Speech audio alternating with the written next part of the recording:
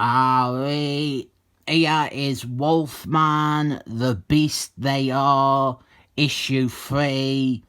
This is that violent Wolfman violence porn comic with loads of violence in it, and it is really very violent.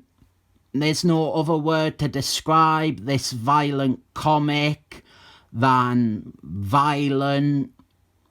The violent story so far is that there was a terrible first issue with Wolfman in a nightclub, and now Wolfman, he has gone to investigate what caused the first issue to be so terrible.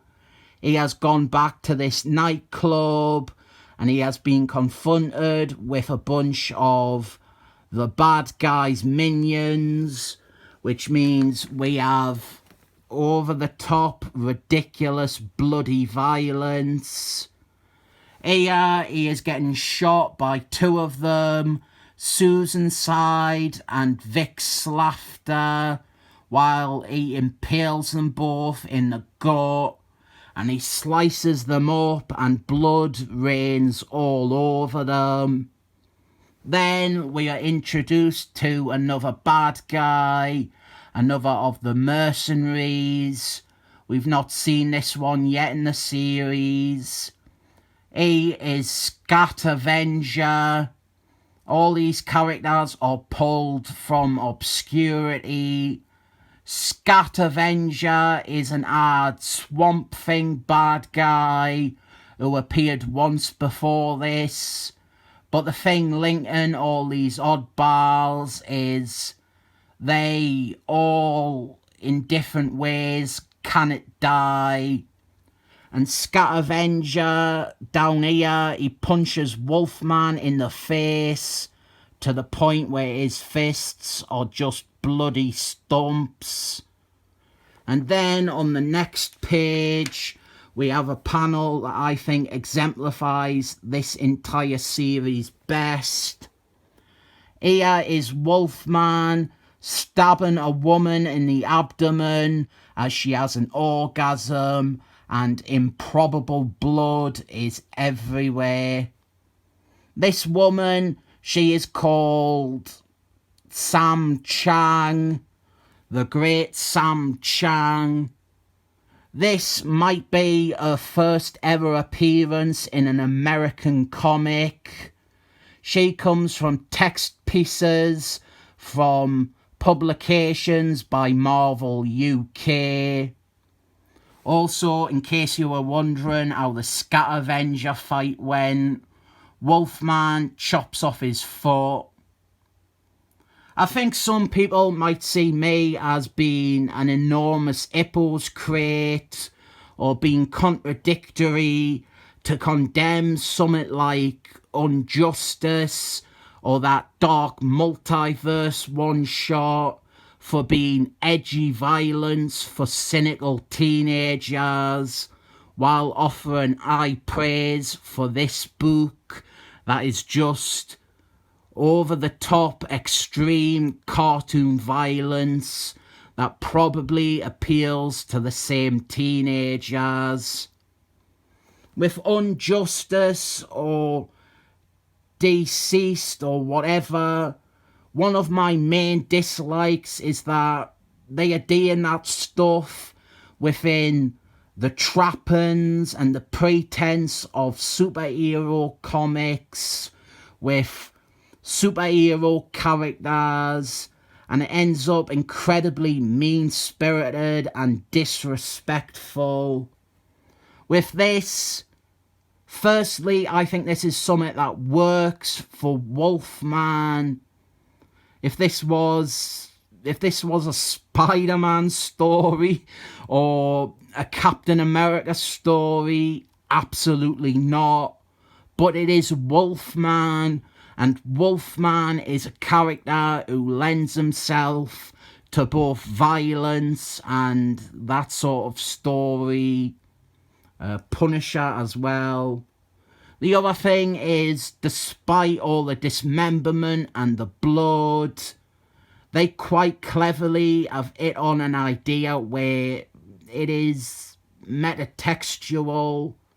It is using alien factors and stuff like that to objectively make all this ridiculous mutilation effectively meaningless. It is maybe a commentary or this clever idea of making you desensitized to this rather vulgar and vile, gory nonsense. The other thing is the disrespectful thing. Seeing Robert's head get blasted into pieces by a magic ring. That is insulting because Robert is a very popular character. Lots of people love Robert. And his only contribution to that dark multiverse comic was a random pitiful head explosion. Whereas this, which brings in a bunch of characters who you probably haven't even heard of, this still treats every single one of them with respect. Mortigan Goth, Immortalist, he is written consistently and perfectly within relation to his original story. Then we have a character like Marjorie Brink, and she comes from a story in Marvel Comics Presents. That was her only appearance. Some Doctor Strange tryout story that Marvel published in Marvel Comics Presents and otherwise never referred to again. This is the work of a writer who cares enough about comics and their history to want to dive into the back catalogue of decades of previous stories and pre-existing characters and find someone like Mortigan Goth or Marjorie Brink who he can include in his story. You see him do a similar thing with Moon Man. When this writer had a run on Moon Man, he referred to just about every Moon Man run at some point, even the bad stuff from the 90s, because there is some actual respect there. And also, a woman having an orgasm again. We are more or less done with the violence for this issue now, and all our bad guys have been established, so it is time to get to work on the plot and start featuring and fleshing out our main bad guy, Contagious, and show him psychologically torturing Wolfman with this deformed child who is... The deformity isn't that his head looks like a sack. That's not what's wrong with him. He is so deformed, they put a bag on his head to hide it. And Contagious, he has Wolfman chained up in a position where all he can do is kill this child with his claws. The art is great as well. This is a really good creative team. Charlie Ray Huston and John Josie R.I.P. So we start to learn about the bad guy, Contagious, but also not really, because that is part of his thing. He wants to be like a postmodern evil mastermind, and he is pretentious. You can probably guess that because he uses a cane. And he gans on about how he is evil because he is evil, and he doesn't have any deep-rooted motivation or sympathetic backstory. He is just evil. He does come across as a bit of a try-hard character. Like, they are trying hard to make this guy seem evil and bad. But this part, he says Wolfman can kill this child and put him out of his suffering. He is in pain from his deformities, and he is eventually going to die a slow and agonizing death because of them. So Wolfman, he can kill him out of mercy, and that will be the end of things. They will just let Wolfman go, but he will obviously always have this on his conscience, and he probably would never find out if this kid really was suffering or if he was incurable or whatever.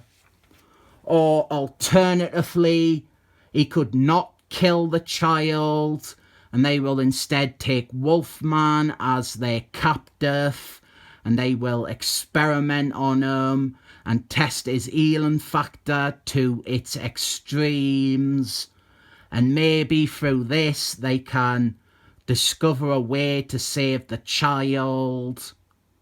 But also, Contagious is a lying bastard, so there is also the possibility that he just wants to test Wolfman's healing factor for other reasons.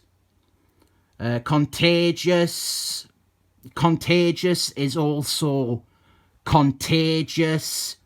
He can develop a bunch of viral infections inside his body, and he can spread them through his blood or contact with them.